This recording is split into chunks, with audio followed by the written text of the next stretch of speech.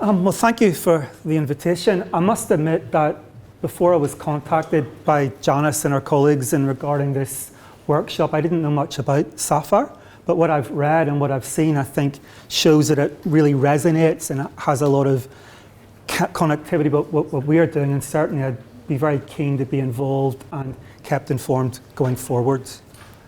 You can also see from my title that I have added to the complexity around terminology. I've moved from personalised to precision. I do apologise for that, but my talk itself will be really very simple. So what I'm going to talk about is our experience over the last few years promoting precision medicine in Scotland. Now, by our, I mean us as a government department within a devolved nation in the UK, and within that department we have responsibility for supporting health and social care research. The UK is a complicated beast, and it's probably getting more complicated by the day, but this slide shows the current constitutional settlement regarding Scotland's position in the UK. So in white are matters that are devolved to the Scottish Parliament, which means that Scottish ministers have responsibility working with civil servants like myself to set policy, budgets, etc. for these areas.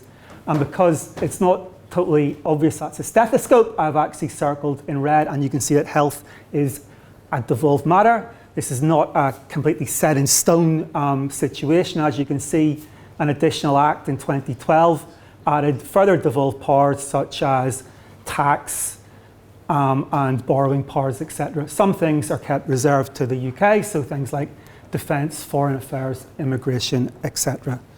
So the take-home message is that the Scottish Parliament and Scottish ministers working with civil servants to advise and to set policy has responsibility for health, and that would include health and social care research. The current administration in Scotland has worked hard to de-silo, if you like, the activities of government.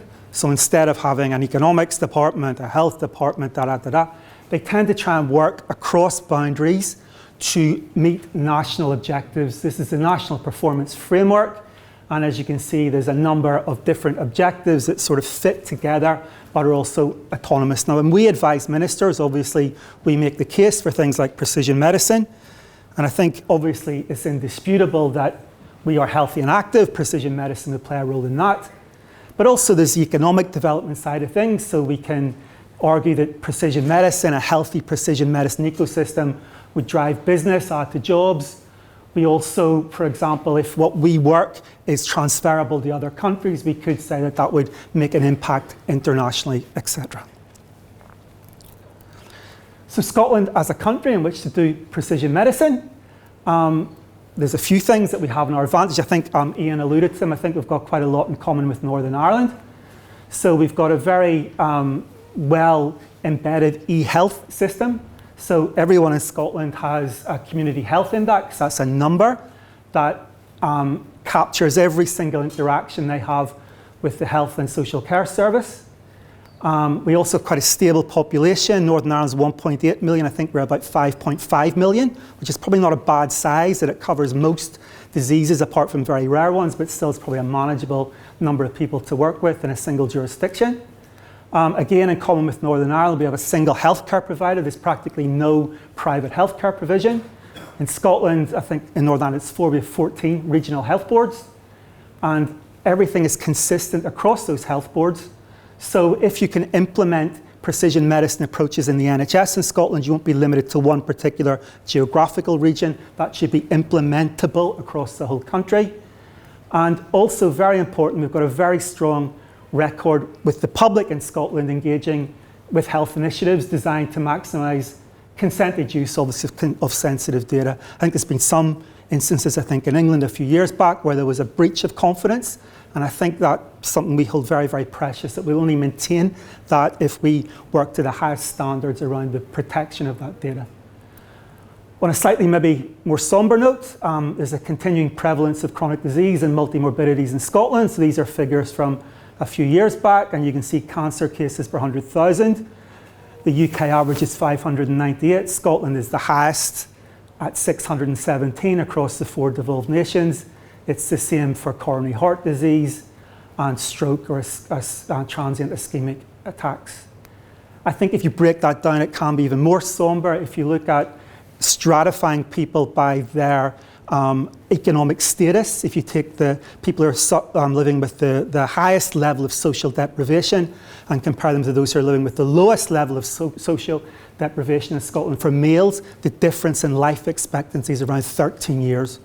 So obviously that's a priority for government to turn that round, and it's part of our role, I think, to persuade ministers, etc., that precision, stratified, personalised medicine has a critical role to play in that policy objective.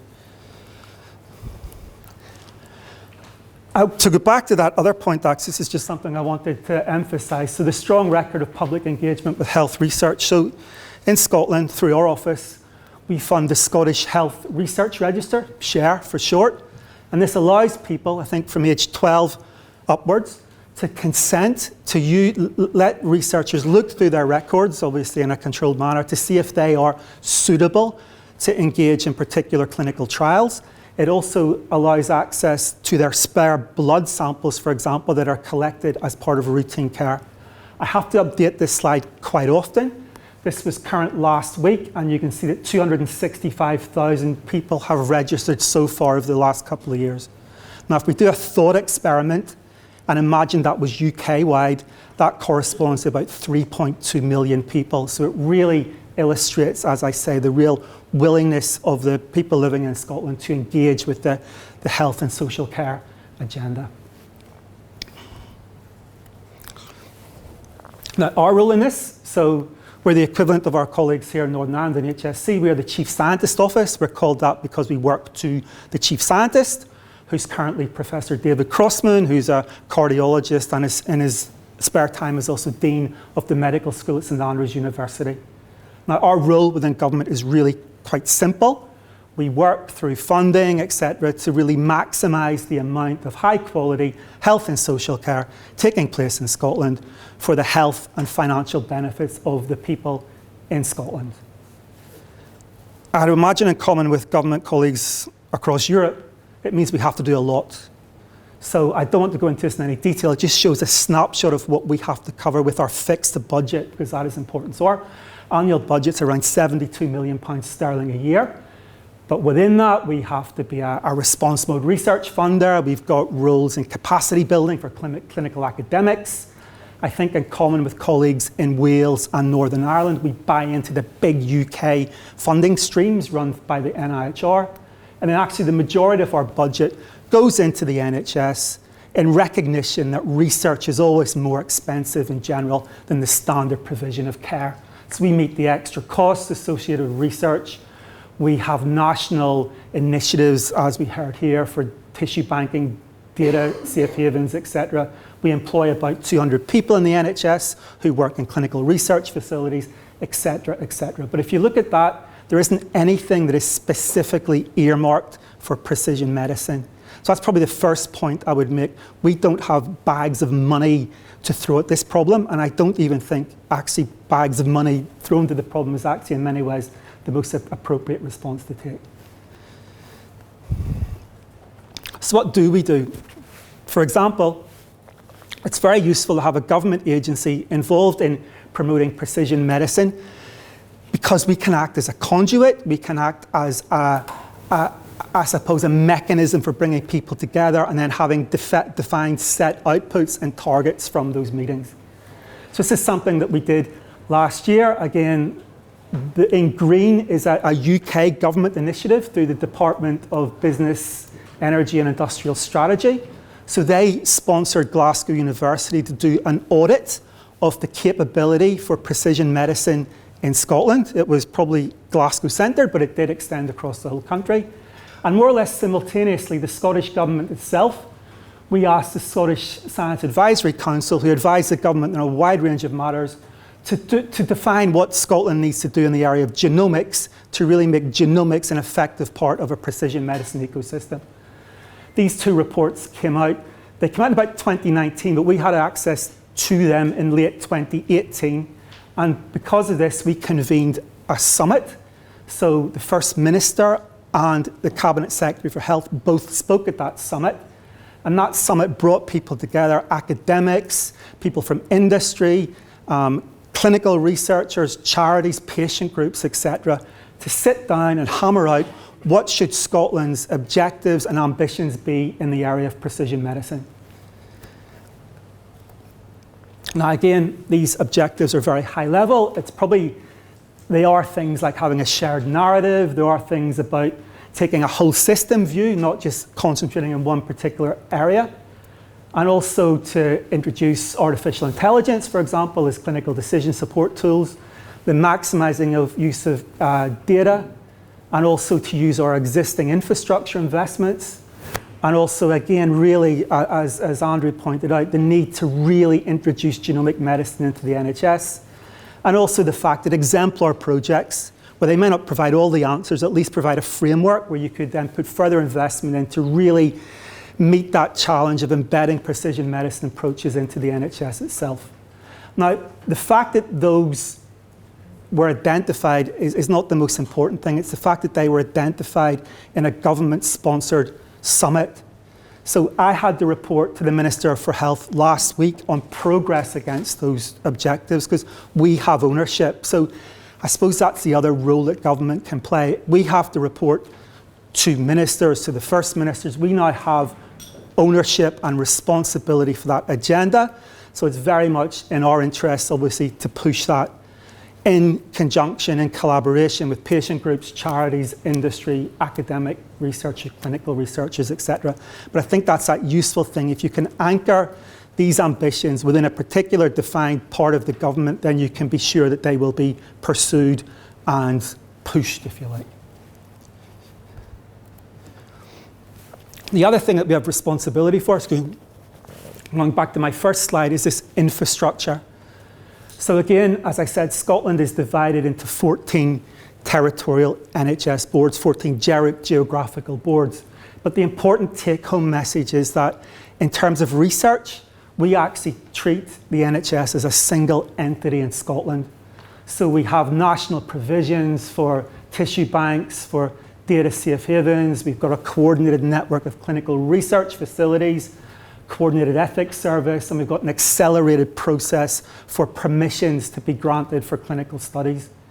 Now, that infrastructure, as I say, is not specific to precision medicine, but the fact that we now have responsibility for pushing the precision medicine agenda means that we can work with this infrastructure and the people who actually deliver the research on the ground to, again, really integrate precision medicine into their working, and then hopefully in the longer term, really get as much precision medicine into the actual day-to-day service of the NHS as possible.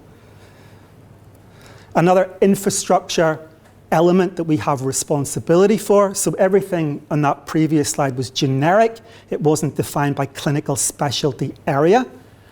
However, we also fund, I think, 25 clinical research networks. So their role, you can see they're defined by clinical specialty, cancer, cardiovascular, ophthalmology, pediatrics, etc.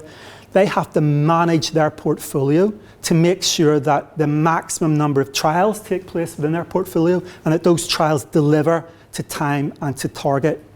Now, to bring precision medicine into that, they were not conceived with precision medicine at the forefront of our thoughts. But we are now currently reviewing these networks. And the number one question that we're asking the networks themselves and the wider community, are these networks set up to deliver stratified trials, if you like? Deliver that challenge where a lot of the work goes really into the pre-screening rather than the, I suppose, the post-recruitment work. How do you manage these in sort of a more matrix trial type model within obviously reasonable budgets? So I think that's an example of us having control and oversight of an infrastructure that we are then able to feed the precision medicine ambitions into. Again, another thing we need to be aware of is that there are other networks across Scotland that we don't have primary responsibility for. So these are, I apologise, I should have a title, but these are innovation centres. So these are funded by the Scottish Funding Council, which is the organisation in Scotland which really funds the universities across the entire spectrum, not just in health, but in technology, in energy, etc. Now, a lot of them, such as oil and gas, such as aquaculture, it would be really difficult, I think, to see how they could really push a stratified or personalised medicine agenda. But as you can see, I've circled one, the Stratified Medicine Innovation Centre. So this wasn't funded by us, but it was funded by the Scottish Funding Council to fit in with their networks of innovation centres. Innovation centres are really designed to bring academia and industry together to really, I suppose, enhance economic performance. However, the Stratified Medicine Scotland Innovation Centre then, I suppose, crosses with our portfolio interests. And so we were able to add additional funding into the Stratified Medicine Innovation Centre's budget. I said we don't have bags of money, but if we can convince ministers of a compelling case, we can leverage, I suppose, some additional funding. So the Stratified Medicine Innovation Centre's focus is to really bring Scotland's expertise in precision medicine, data assets, and delivery capacity to accelerate the adoption of precision medicine, both for internal NHS use, but also to expand that into a global market, because, as I say, the innovation centre's primary function is economic. We were able to get an additional £4 million to put into the innovation centre budget, and really we centred that round exemplar projects that would be run through the innovation centre and would further our agenda of really accelerating the adoption of precision medicine into the NHS. And the two that we did fund, I think you'll have heard one of them already, but I think they've been really quite an outstanding success. So we put in 2.7 million to beef up, if you like, the informatics capacity of the innovation centre. And we put a relatively modest amount of funding, 650,000, into each of these two exemplar projects, again, run through the Stratified Medicine Innovation Centre. So the first one was Future MS. This is dealing with multiple sclerosis. And as I'm sure you're aware, multiple sclerosis is a condition that is very difficult for clinicians to predict. Some patients remain stable. Some go through a cyclical sort of episodes of severity, and then some, I suppose, evolve from that into, I suppose, a more steady decline. So Future MS is collecting routine data. It's also collecting genome data, I think imaging data as well, to try and build a platform that will allow clinicians in the near future to make clinical decisions based on the data collected around patients, be it genomics, be it imaging, be it, as I say, maybe more routine, sort of clinically routinely collected data. We've recruited 440 patients from across every single territorial board in Scotland, so that includes areas that are quite remote and sparsely populated. And again, it's important for us these projects leverage additional funding. So Future MS has leveraged additional funding from industry and from other funders, and it means there's now funding to extend the follow-up for these 440 patients out to around 10 years. So really getting meaningfully data that hopefully will then allow a precision or stratified approach for the treatment of MS to be introduced into the clinical service in Scotland. I won't go into any detail at all about Precision Pank because Andrew's already very eloquently described it, just to say we put a small amount of funding in that allowed, I think, the Precision Pank Master Protocol to be identified, and it also allowed the development of the Glasgow Precision Oncology Laboratory as a centre for DNA sequencing in the context of clinical trials. Then Andrew is obviously leveraging enormous amounts of funding from Cancer Research UK, etc., to make that into the reality that he described in his talk. So really, just to finish, the experience of a government funder within a smallish devolved nation within the UK, I think how we can promote precision medicine is through really organising the agenda, taking control of the policy. I think developing existing infrastructure to really address precision medicine questions. And as I said, we may not have access to hundreds of millions of pounds, but really targeted investment in key areas where we can then, I think, accelerate the knowledge around precision medicine and key exemplar projects that then I think will feed out and drive the agenda across the entire NHS in Scotland. So thank you for your attention. Thank you.